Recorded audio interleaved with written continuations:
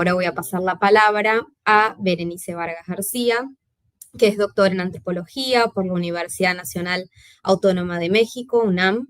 Desde el 2022 es profesora asociada en el Departamento de Antropología de la Universidad Autónoma Metropolitana Ixtapalapa, en México, donde coordina el proyecto de investigación Afectos, Cuerpos y Poder, análisis crítico de las opresiones, las resistencias y las transformaciones sociales desde la afectividad. Su charla hoy se intitula Zoofonías, cuerpos indóciles y afectos ferales para conspirar futuros multiespecies. Te paso la palabra, va a ser un honor escucharte, siempre muy bueno escucharte. Muchas gracias aquí por abrir y permitir este espacio. Yo también preparé un texto, entonces pues paso a darle lectura. Precisamente pues lo que les voy a leer a continuación hace parte de un tanteo que a mí me gusta llamar micropoéticas antropológicas, para pensarlo no como una investigación de largo aliento, subsumida a los tiempos de las instituciones académicas, sino más bien como gestos micropoéticos y micropolíticos para provocar algo. En este caso, sí, desde las difracciones de los estudios críticos en discapacidad, neurodisidencia y locura, los estudios críticos animales, los posthumanismos en clave del sur, porque como bien dice también Karen Barad, ¿no? Yo estoy convencida que las teorías son una forma de hacer reconfiguraciones vivas y palpitantes del mundo. Y la palabra conspirar, ¿no? Como remitiéndome al porqué de cómo titulé esta ponencia, viene del latín, ¿no? Y en su sentido original quiere decir unirse para hacer planes en contra de una autoridad. También se entiende como una conjura, una unión para lograr un fin determinado. Pero me gusta a mí pensarla además con otro significado. Conspirar como respirar en compañía, compartir un soplo vital y aspirar en conjunto, inhalar y exhalar anhelos, esperanzas y ensoñaciones en compañía más que humana, sobre otros futuros posibles para la comunidad del aire, del mar y de la tierra. En estos tiempos de crueldad y de aniquilación de mundos, de un capitaloceno gore fascinado con el dolor y la mala muerte, la defensa del futuro se vuelve tan importante. Pero no hablo del futuro progreso, ese monofuturo ficcionado por el proyecto moderno colonial, sino de los futuros otros en minúsculas, de sueños humildes, de anhelos pequeños y hermosos, tanto como pueden ser pequeñas y hermosas las criaturas que los sueñan. Y cuando Martina y Fabio me invitaron a ser parte de esta mesa, la imaginé como un espacio de conspiración y no solo de alianza salvaje, para hacer un guiño aquí también con Anaí.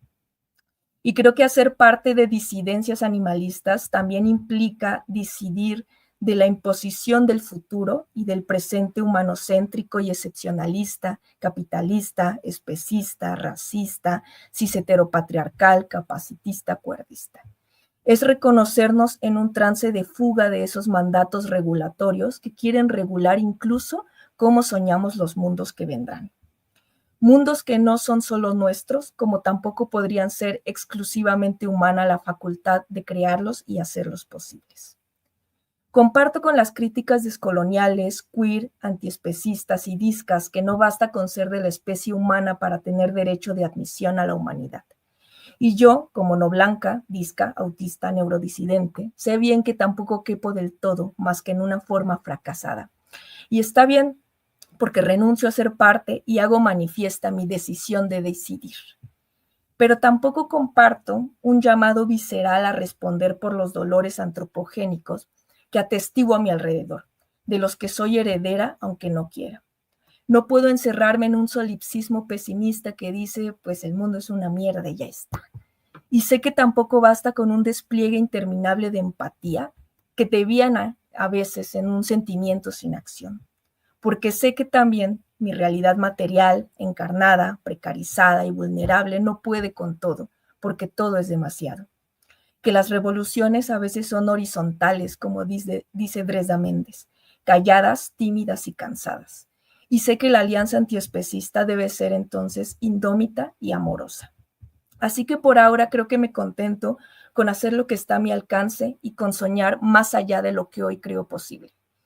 Ya lo había dicho Donna Haraway en algún momento, que criticar al mundo y los sistemas que nos oprimen no es suficiente y que lo verdaderamente difícil es cómo hacemos para imaginar lo que vendrá. Desde luego aquí no daré ninguna respuesta, porque lo que quiero argumentar es que para que exista ese mundo de liberación total, animal, humana y de la tierra, tendremos que imaginarlo primero, conspirarlo en resistencia antiespecista.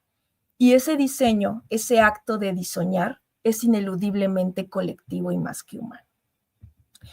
Es un gesto de imaginación, un despliegue de las artes de la aspiración para enredar a Kian Singh y a Arjuna Padurai, que está anclado a una realidad de dolores compartidos, pero también de goces, de juegos, de interdependencias y de cuidados. Y aquí me gustaría citar el llamado del Manifiesto Humano de Patricia McCormack, ¿no? Leo. Un llamado a renunciar al privilegio humano, a practicar un veganismo abolicionista, a cesar la reproducción de nuestra especie, a desplegar formas experimentales de expresión más allá del cerco antropocéntrico, de la representación y el reconocimiento. Un llamado a cuidar a este mundo en este tiempo hasta que nos hayamos ido. Hagamos un intento. Sofonías. ¿Cómo escuchamos a lo que no necesariamente nos debe sentido? El lento andar de un caracol que roza con su baba la baldosa o la piedra. Crac, crac, que muerde la hoja en donde depositó sus huevecillos, dentro de los cuales suena un gorgoreo diminuto y transparente. Muy lento. Crac, crac. Truena un caparazón debajo del zapato infame que no mira y que no siente. Pic, pic, pic. Golpeteo con la uña de mi dedo índice el caparazón de su compañero, muy ligeramente, para que suene el plip de su cuerpo despegándose del asfalto y lo pueda cargar hasta dejarlo a la orilla del camino. No prestar atención a sus murmullos, le digo. Mi mundo humano es muy ruidoso. Sofonías. Es un término que a veces se refiere a la bioacústica, específicamente de los animales, es decir, los sonidos que emiten. A veces se refiere a la experimentación musical que juega con las vocalizaciones de aves, insectos y mamíferos otros que humanos. Y en estos casos, sin excepción, creo que hay una evidente presunción antropocéntrica de saberes modernos coloniales, excepcionalistas y hasta cientificistas.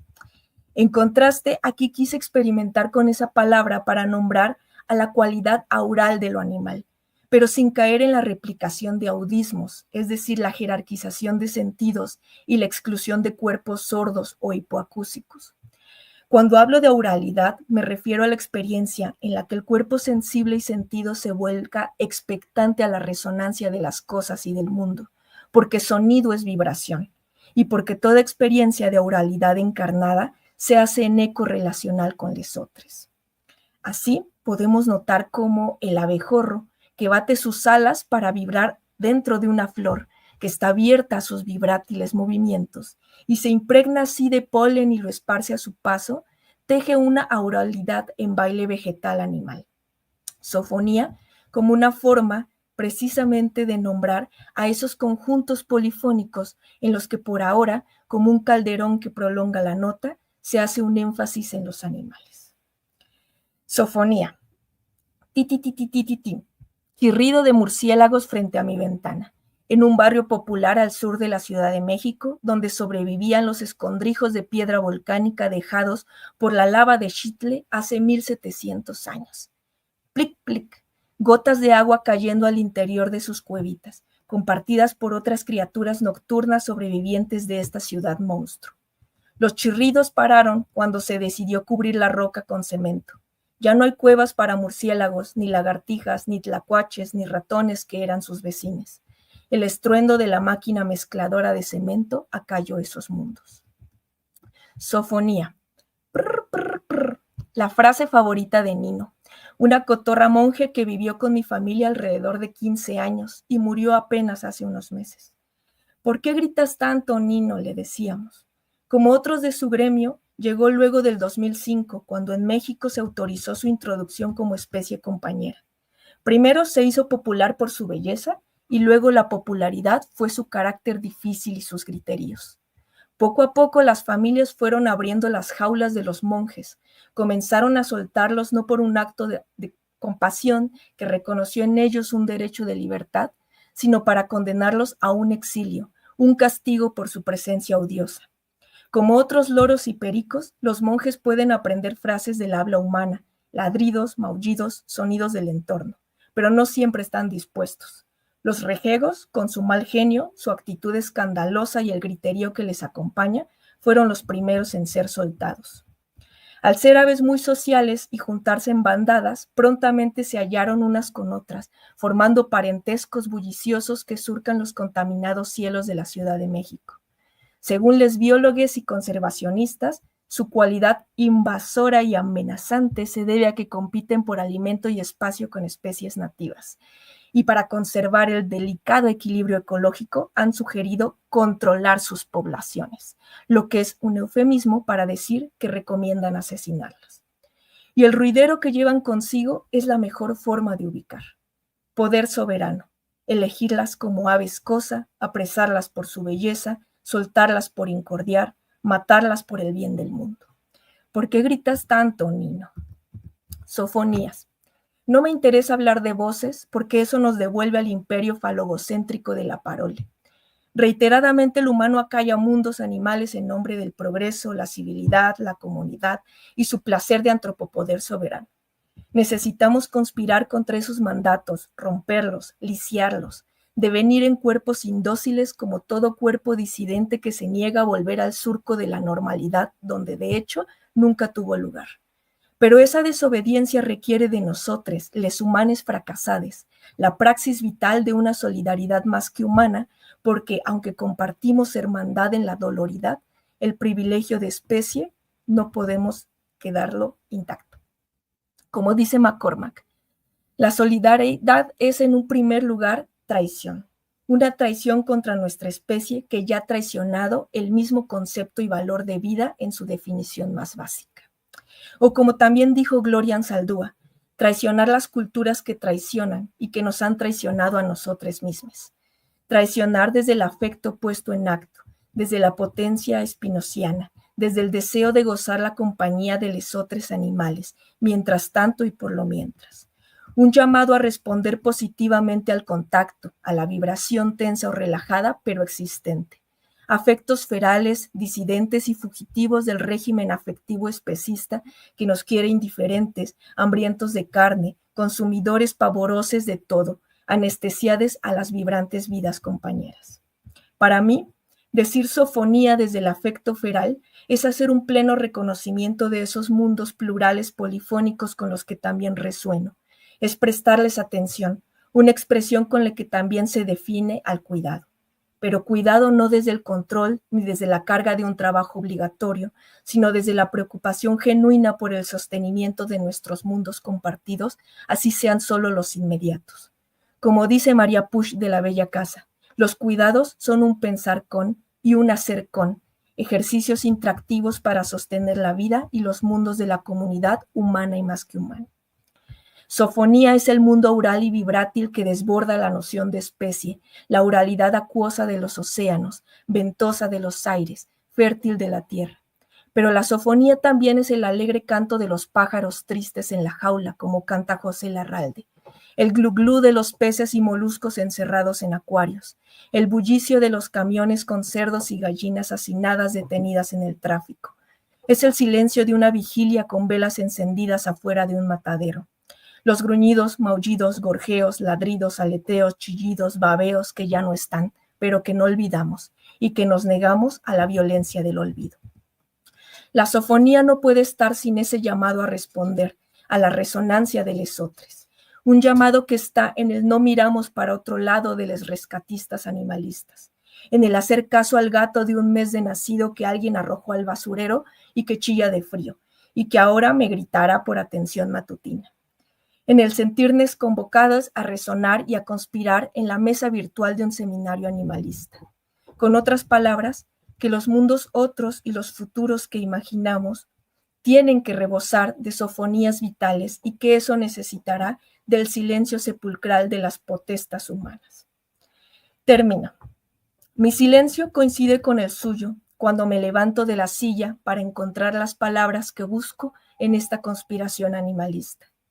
Me dio una mirada tibia como sol en una mañana otoñal y yo me pierdo en ese calor. Ahí me hubiera quedado, de no ser por su gritillo desesperado y el estruendo de un ronroneo que me demanda que le acaricie la barriga. Cito otra vez a McCormack, un llamado a cuidar a este mundo, en este tiempo, hasta que nos hayamos ido. Gracias. Ay, Berenice, estoy muy emocionada. Te agradezco un montón por esta hermosa ponencia. Siempre un placer inmenso escucharte, la verdad. Aprendo mucho, mucho, mucho con vos. Fabio Olivera incluso hizo un comentario en la sala en vivo diciendo que increíble lo que dijiste y que te agradece. Y bueno, yo luego vamos a tener más oportunidad de charlar sobre estas conspiraciones que espero que sigan vivas y existiendo y cambiando. Siempre un placer pensar colectivamente y sentir colectivamente y bueno, te agradezco mucho. Después pasaremos a las preguntas, pero en este momento creo que me quedan cortas las palabras incluso y creo que tiene mucho que ver con todo lo que dijiste también, que las palabras sean insuficientes.